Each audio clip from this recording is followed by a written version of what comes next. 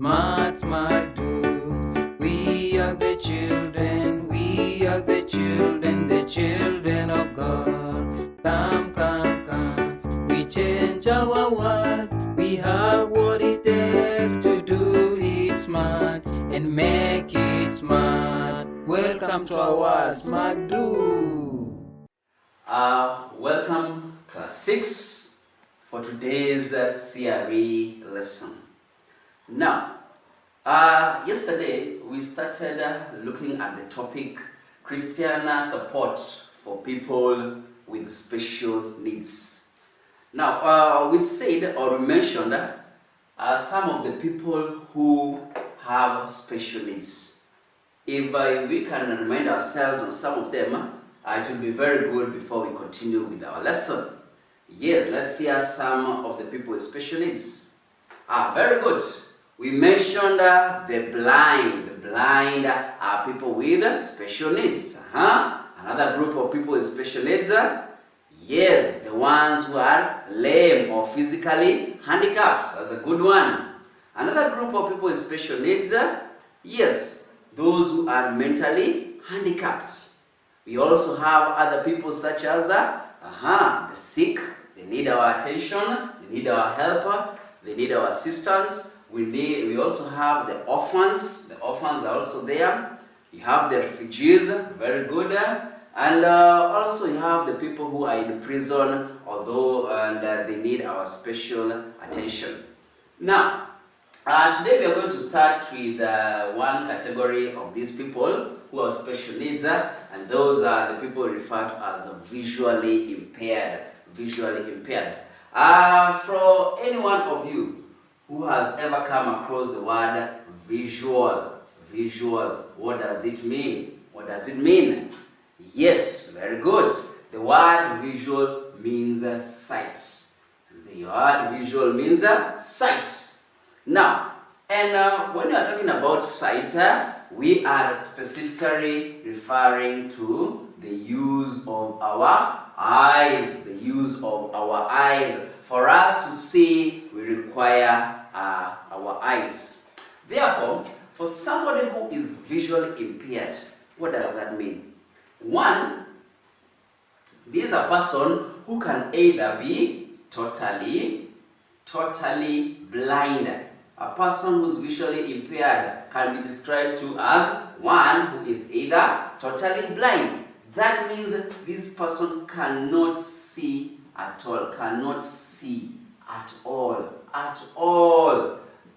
They cannot see at all. Number two, we have those who are partially blind. Partially blind. Yes, they have some use of their eyes. Maybe they can see, but not very clearly.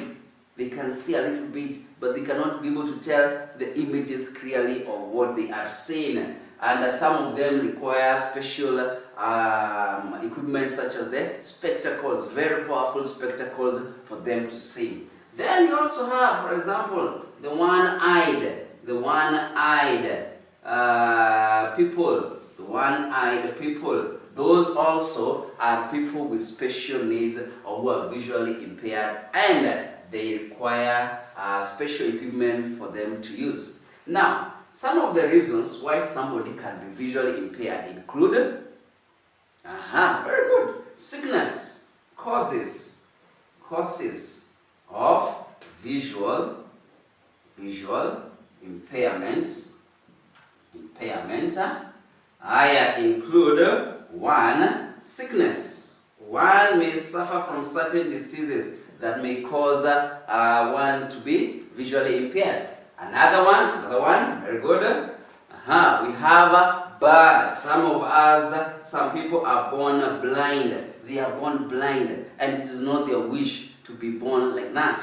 Another cause of blindness, another cause of visual impairment. Very good. We have injuries. Somebody may have gotten injured either through an accident, or maybe they were playing with their friends and they got injured, and that caused a visual impairment. So there are many causes or reasons why somebody may end up being visually impaired. Now, the government and the church, the government and the church have realized that these people who have challenges with their sight can be assisted in making their life more comfortable. And they have come up with institutions or schools whereby they can be assisted. For example, we have the Thika School for the blind. Now, this is a school whereby the visually impaired are taught to live a meaningful life. And the Thika School for the Blind is run by the Salvation Army. That is a church. The church that is the Salvation Army. Another school that is there is St. Lucy's. St. Lucy's Igonji. Igonji. That is in Meru. Now, St. Lucy's Igonji is run by the Catholic Church. And here, the people, individuals who are visually impaired are assisted to live a meaningful life. Number 3, we have another school called Hitui Integrated Program. Hitui Integrated Program that is run by the Anglican Church of Kenya. So therefore, you realize that these are people who need assistance, and once they get the assistance they require, they can live a meaningful life. They are trained to do certain things, certain courses, certain work, using their hands to do certain things, like plaiting the hair, making mats, and making earrings. And from there on, they can live meaningful lives. Now, from the Bible, in the book of John, we read the story of Jesus meeting a blind man. Jesus met a blind man. So from the book of John, that is John chapter 9, verse 1 to 12, we read a story of a blind man. And Jesus. So when Jesus met this man, he was with his disciples, and his disciples asked him, why was this man blind? Jesus told them that it was for God's glory.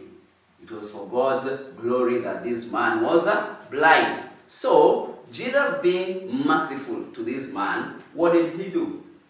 He spat on the ground and mixed his saliva with soil. And took the mixture, that is now the mud, and applied it on the man's eyes. From there on, Jesus told him to go and wash his face. He washed his face at the pool of Siloam. Now, this one means sent, because he was told go. Jesus sent him to wash his face at the pool of Siloam. And once he got there, once he did that, the man was able to see. So, what do we learn from this story? Jesus wants us to be kind and caring. He wants us to be kind and caring to those who are visually impaired. We should be kind and caring. So therefore, anytime we meet an individual who is visually impaired and requires our assistance, it is important that we help them do their tasks. So I hope you'll be able to practice that whenever you meet them. Otherwise, have a good time. We shall meet another time. Thank you.